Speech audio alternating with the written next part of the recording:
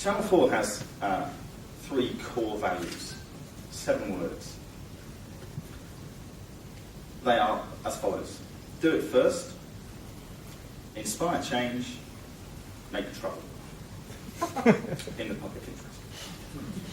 And I'm going to make a bit of trouble now because I'm going to talk about snow. I'm going to incur Sally's wrath by talking about snow. Not because it caused me any trouble on my journey, but because as I looked out the window of the train earlier on, I was reminded, beautiful, absolutely beautiful. I was reminded of the last 2 times I was in Yorkshire and it was snowing. The first time was with my then girlfriend, about 15 years ago. Was up at Stanage Edge and I was introducing her to rock climbing. Believe it or not, I used to rock climb. That's what 15 years of London living does to you. Safe to say she did not enjoy the experience, and she's never been again. But I think she's forgiven me, given she's now my wife. And the second snow instance was about 8 or 9 years ago when I went up to Sheffield. I just joined the BBC as head of broadband and mobile.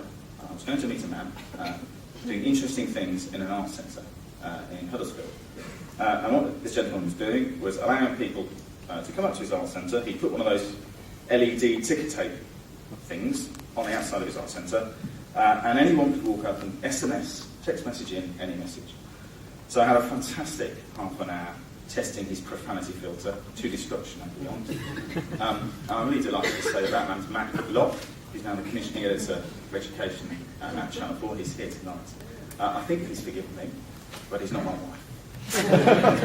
Thank you. And just want to think about SMS for a moment. It's not necessarily the place you think to start for 4IP, but I'm really interested in SMS. And the reason I'm interested in SMS is because it's boring. Or rather, it's become boring. 8 or 9 years ago, it was really interesting. 8 or 9 years ago, SMS was technology. Now it's normality. And it's when things become normal and not technology that there are really big changes in behaviours. People's expectations happen. If you think about it, technology doesn't exist until the age of 15. Before the age of 15, technology is just normality. To my son, the internet is not technology, it's normality. And it's in response to that fundamental change in people's expectations, driven by the wonderful miracle of digital technology of the internet, that is the reason behind why Channel 4 is doing 4IP. It's about people's changed expectations, greater expectations. Channel 4, publicly owned, public service broadcaster. We know we've got to learn to respond to those expectations. And chief amongst them is an expectation on behalf of everybody who's got access to digital technology, that they have control.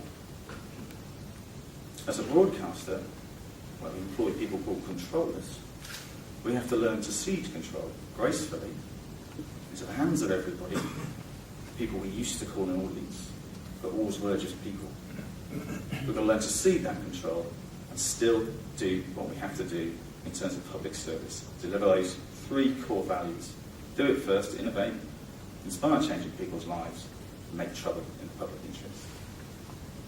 4IP is about interpreting those 3 values through the lens of the potential, the opportunities of digital media and internet. So we're not about telly 4IP. There's tons of money in Channel 4 to make television programmes. We will not be commissioning a single television programme. We will be commissioning content, tools, services, I don't know what to call it anymore, stuff, that A, has a centre of gravity in collaboration and participation, and B, could not even conceivably have been thought to exist before the internet, before digital technology. We want things that deliver Channel 4's public services in a brand new way. A little bit of a sneak preview. If you go to 4ip.org.uk, you can see a whole lot more about the kind of ideas we're after. A little sneak preview as to where we're heading in 2009. So you're really interested, I think obvious reasons, given the crisis in journalism, in new ways to keep an eye on money and power. Channel 4's always done that with Channel 4 News, with documentaries. The key area of focus for 4IP in 2009 is going to be new ways to keep an eye on many of our new tools. The pillars that support the 4IP, there's really two. One of them is partnership, and Linda and Sally have already explained how crucial to 4IP their support. So I thank them personally. I also thank Stuart McFarlane and Emma Cheshire for their support. We would not be able to do any of this without your support, so thank you. You're fantastic partners. I wish it all was so easy to work. The second pillar is about talent and ideas. And if you hark back to 1984, 1985, when Channel 4, the broadcaster, was starting off, it made huge efforts to get outside the M25, to reach parts of Britain, perspectives, ideas that normally the media world would never hear of. And it didn't do that for some kind of narrow industrial policy reason. It did that because it wanted the very best ideas that reflected Britain. And that's why 4IP is going to follow that model. We have most of our commissioners, out of the four of them, three of them are outside of London. One in Glasgow, one in Birmingham, and one here in Sheffield. And we're doing that because fundamentally there's no logical reason whatsoever why the best ideas in any space, let alone digital space, should only exist within lunch distance of central London. So that's why we're here. We want your ideas. It's all about ideas, all about talent. And one of the really exciting things about doing 4IP for me has been being introduced to new companies, to new people, with views of the world that just amaze me still. I think I've probably got the best, my favourite 4IP project, one of the very first ones we supported, is here in Sheffield, called Hodgkin, from Patient Opinion. Who knows about Patient Opinion? Great. Our job is to work with Patient Opinion here in Sheffield to make sure that all of you know about Patient Opinion. Patient Opinion is anyone who's ever visited a hospital ward, any hospital ward in the UK, can share with each other their experiences of that visit, their stories. And the business model is you then sell that information back to the health trusts, so you can then improve their performance. Think of it as TripAdvisor for hospital wards. It causes quite a lot of trouble. It's exactly what Channel 4 likes. Clearly public service. Clearly you could never conceive of doing that via television program. It's almost it's my perfect 4IP example. It already existed before 4IP. They're not necessarily just looking for ideas that have yet to be delivered. We want to work with Patient Opinion to really bring scale to that idea and make sure you all hear about it. Now you all have, so we can have a look. Paul's at the front here. Put your hand up, Paul. So see. There he is. That's Paul Hodgkin. Former GP, wonderful man. So who do we want ideas from?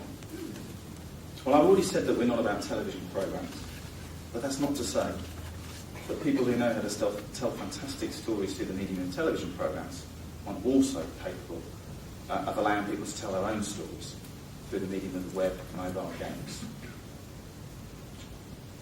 But I'm also looking far and wide to sectors that you'd normally never think would go anywhere near a broadcaster, a former broadcaster, such as Channel 4.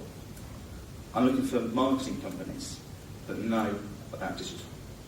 I'm looking for games companies that can translate their expertise in storytelling to public service outcomes. I'm looking for people who thrive in the world of education and software for education. I'm looking for people who've done mobile services, people and companies that have done mobile services, be that SMS or be that to mobile phones. In short, I'm looking for anyone who's innovating in a space that has been transformed by digital. And if I can just give you one steer in terms of pitching ideas to 4IP, it's this: have no poverty of ambition. Just go for it and keep going for it. We may not accept all ideas, we won't, the vast majority we say no to.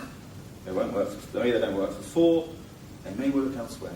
That's why it's so crucial and why I'm so delighted to be working in Screen Yorkshire, not just as a partner for ideas that we'll take forward with the 4IP fund, but also because it gives me a means where ideas don't work for 4, and not all of them will, but those ideas can potentially go on and live and thrive through support from other funds and other areas. Right, I've outlined my allocation of time. And so I'm just going to introduce very briefly Lucy Wurstlin, don't forget the umlaut. I forgot the umlaut. Who joined us all of 10 days ago. He's based here in Sheffield. Lucy absolutely blew me away when she came to interview. Absolutely blew me away. I've heard quite a lot about her from various people. She's amazing. She really is amazing. I think we at Channel 4 at 4IP are really lucky to have her. I think Yorkshire and Humber are really lucky to have her. Frankly, I think Britain is lucky to have her.